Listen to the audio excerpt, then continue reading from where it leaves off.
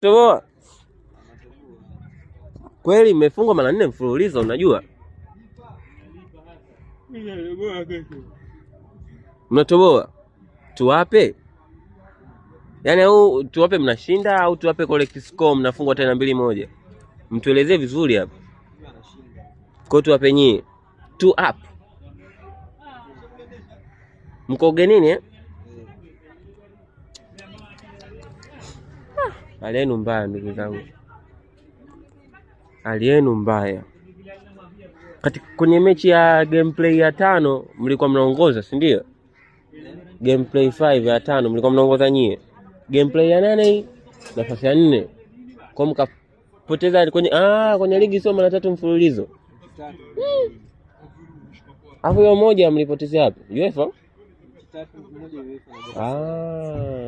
Sasa UEFA hii mnatoboa kesho kutwa hapo.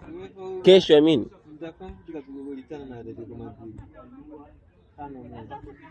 mnacheza na nani Mungu wangu? Frankfurt mechi itakuwa na magoli sana. Haya bali never walk alone tunaamini. Sasa mimi na swali moja. Florian Wirtz ule Wirtz sio Florian Wirtz sijui Wirtz. Atatoboa atafunga mangu mechi ya 10 mfululizo mtu hajafunga. Salah mechi ya 7 tangu ya Man U hajafunga goli. Hali ngumu. Alexander Isak ndo goli moja tu. Afu mmenunuliwa kwa paundi sijui dola 150 paundi 150 huko ngapi. You never walk alone.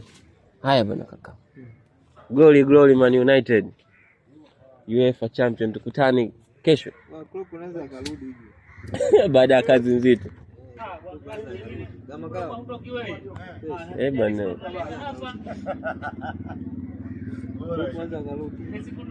Klopp atarudi kwa jazi.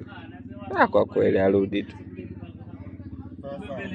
Ila leo lazima mabingwa lazima wapitie hali kama hiyo. Man City alipitia hiyo. Nyie mnapitia hiyo, Man U na tumepitia mpaka basi. Big match.